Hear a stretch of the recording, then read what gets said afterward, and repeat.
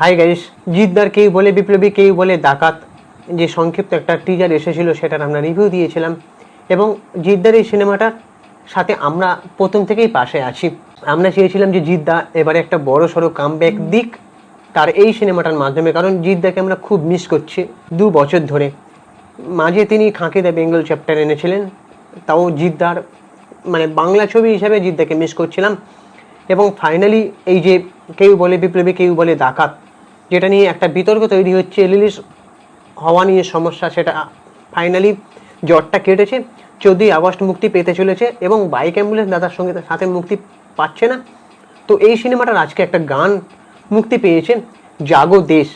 এবং আমরা তার আগে দেখেছিলাম যে জিদ্দার এই সিনেমাটার এক একটা করে লুক সামনে আসছে, টোটা রায়চৌধুরী থেকে শুরু করে, তারপরে জিদ্দার ওই যে প্রডিউসার হিসেবে জিদ্দা মানে বিপ্লবী অনন্ত সিং এসেছিলেন, সেই প্রডিউসারের লুক, তারপর বিভিন্ন রকম লুক আমরা দেখতে পাচ্ছি, তাই না? তো বেশ ভালো লাগছে। আর এই যে জাগোদেশ গানটা আমরা যেটা দেখছি বেশ ভালো লাগছে, তাই না? তো বলো তোমার কেমন লাগলো গানটা? বেশ ভালো লাগলো। গানটার মধ্যে বেশ মানে যে বিপ্লবী ব্যাপারটা সেটা খুব ভালো মতন বেশ ফুটে উঠেছে। বেশ গানটা খুব ভালো লাগলো শুনেও।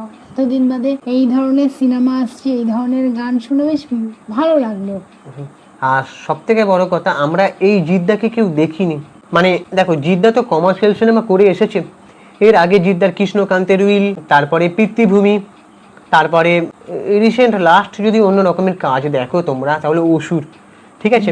সেখানে আমরা জিদ্দাকে বিশেষ করে স্পেশালি অসুরে আমরা দেখেছিলাম যে জিদ্দার মধ্যে একটা অভিনয় সত্তা আছে।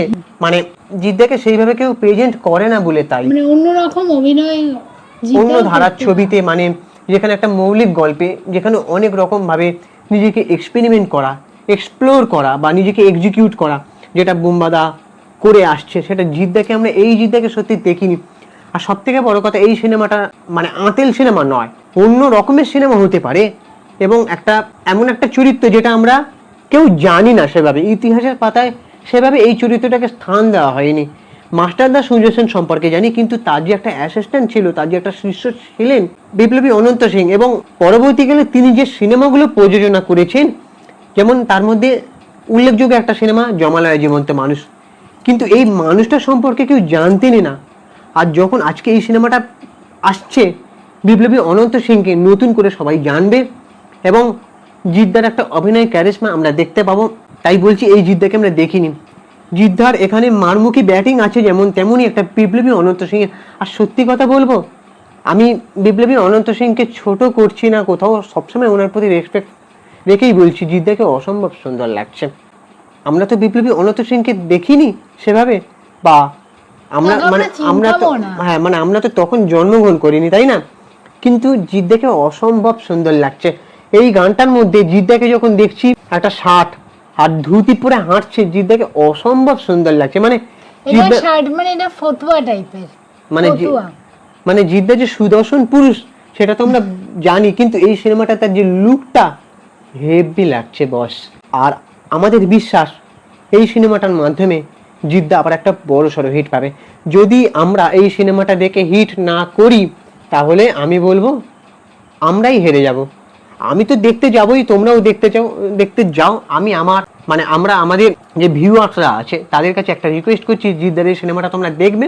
এই সিনেমাটা দেখতে গিয়ে একটা কথা দিতে পারি আমি আমার তরফ থেকে, যে কেউ নিরাশ হবে না। মানে এই যে আঁতেল মার্কার সিনেমা যেরকম বোরিং প্যান সেই ভাবটা নেই আমার, যতদূর বিশ্বাস, যতদূর মনে হয়।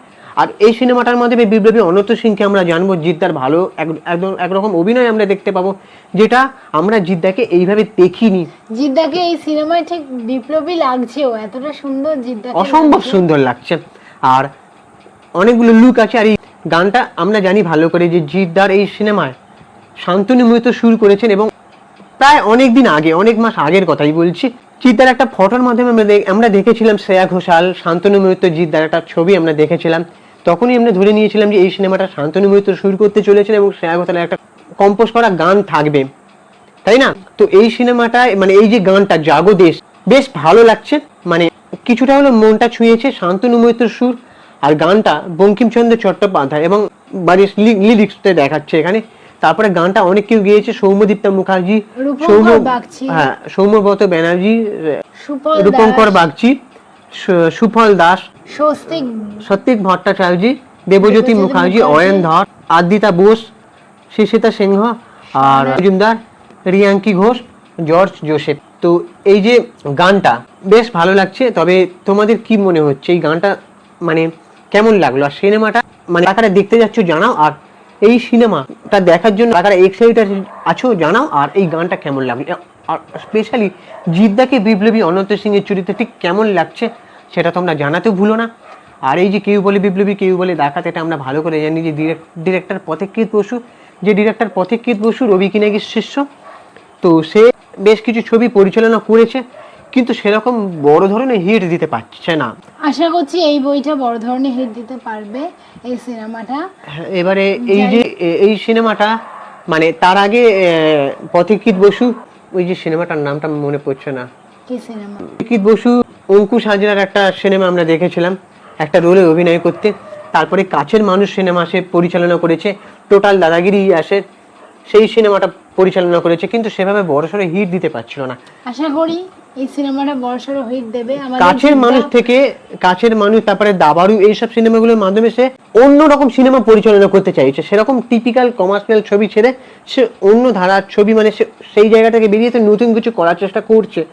এই সিনেমাটা জিদ্দার হাত ধরে আমি চাই সে বড়সড় একটা হিট দিক এবং ইন্ডাস্ট্রিতে একটা পাকাপাকি পরিচালনার আসনে জায়গা করে নিক। আর আমাদের জিদ্দাও 2 বছর বাদে আবার কামব্যাক করছে। আমরা চাই জিদ্দার এই সিনেমাটা খুব ভালো করে হিট হোক, জিদ্দার বড়সড় একটা কামব্যাক হোক 2 বছর বাদে, এটাই আমরা চাইছি মন থেকে। এবার সবাই 14 আগস্টের জন্য আমরা অপেক্ষা করছি এই সিনেমাটা রিলিজের। দেখা যাক, সবাই আশা করি এই সিনেমাটা সব মানে মানুষকে নিরাশ করবে না। আর আমরা তো দেখতে যাচ্ছি, আর আমরা দেখতে যাচ্ছি এবং আমরা রিভিউ এন্ড রিয়াকশন তো দেবই, এমনকি পাবলিক রিয়াকশন আমরা নেব। তো তোমাদের কাছে রিকোয়েস্ট করছি এই ছবিটা দেখো, জিদ্দার একটা খুব বড় প্রচেষ্টা। জিদ্দা এই সিনেমাটা নিয়ে মানে অনেক প্রবলেমের মধ্যেও পড়েছিলেন যে সিনেমাটা রিলিজ সমস্যা পিছিয়ে যাচ্ছে। এবার এই জিদ্দাকে আমাদের দায়িত্ব হচ্ছে হিট করানো ছবিটা, এবং আরও যারা জিদ্দার ভক্তরা যারা সবসময় ফেসবুক পেজের মাধ্যমে পোস্ট করে জিদ্দাকে নিয়ে, তাদের রেসপন্সিবিলিটি যে জিদ্দার ছবিটা গিয়ে হলে গিয়ে হিট করা। আমরাই পারি জিদ্দার এই সিনেমাটাকে ব্লকবাস্টার হিট দিতে।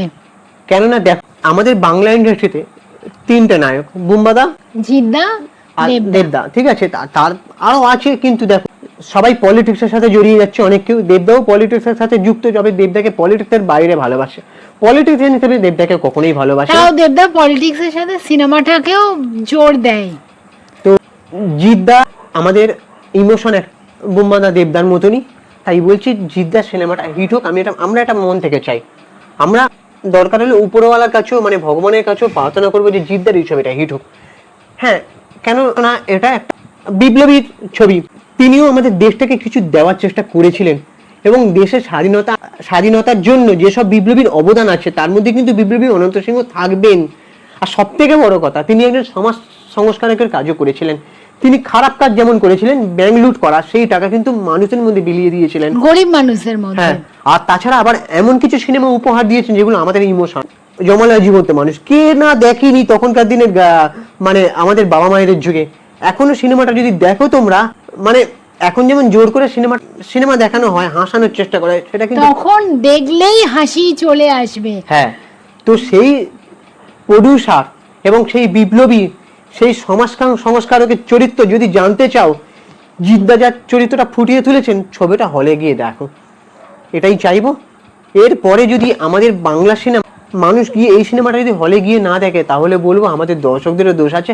যদিও আমাদের বাংলা ইন্ডাস্ট্রি যেভাবে কমার্শিয়াল সিনেমা থেকে সবাই পিছিয়ে যাচ্ছে, আঁতিল মার্কা সিনেমা বানাচ্ছে, আর সিনেমা বানাচ্ছে, সেদিক থেকে মানে সেটা আমরা সমর্থন করি না। আমরা চাই কমার্শিয়াল সিনেমা আসুক, কিন্তু এই সিনেমাটার মধ্যেও কমার্শিয়াল ভাইব আছে। ভালো সিনেমাকে অবশ্যই সাপোর্ট করব, খারাপ সিনেমাকে যেগুলো ভালো লাগেনি, যেগুলো নিয়ে সমালোচনা করা, সেগুলো করব, কিন্তু ভালো সিনেমাকে অবশ্যই অ্যাপ্রিসিয়েট করব। এবারে দেখো, একটা সিনেমার ভালো দিক খারাপ দিক অবশ্যই থাকবে। এই সিনেমাটা আমরা দেখে রিভিউ করব যে কোন দিকটা ভালো লাগা আছে আর কোন দিকটা খারাপ লাগা আছে। তবে আশা করি, আই হোপ দ্য বেস্ট, যে এই সিনেমার মধ্যে পজিটিভ জিনিসটাই বেশি থাকবে। এবার বাকি তোমাদের কি ওপিনিয়ন জানাও, গানটা কেমন লাগলো, জিদ্দাকে বিপ্লবীর বেশে কেমন লাগছে। আমরা তো অবশ্যই যাব, তোমরাও জানাও কেমন লাগলো। চলো এবার আমাদের চ্যানেলটাকে সাবস্ক্রাইব করে দাও, আর বেল আইকনটা প্রেস করে নোটিফিকেশন অন করে রাখো, আর আমাদের ইনস্টাগ্রামেও ফলো করো। আর আমাদের ইনস্টাগ্রামে ফলো করে দাও, ইনস্টাগ্রামে সুপ্রিয় পুতুল সিনেমেরিয়া। চলো টাটা, দেখা হচ্ছে পরের ভিডিওতে। এই ভিডিওর মাধ্যমে আমরা রিকোয়েস্ট করবো যে জিদ্দার একটা ইন্টারভিউ নিতে চাই, মানে জিদ্দার সঙ্গে অবশ্যই একটা দেখা করতে চাই, অনেক দিনের স্বপ্ন। ঠিক আছে, জিদ্দার পাশে সবসময় আছি, থাকবো, কিন্তু জিদ্দার সঙ্গে দেখা হওয়ার ইচ্ছাটা আমাদের খুব আছে। তো এই ভিডিওটা জিদ্দার নয়।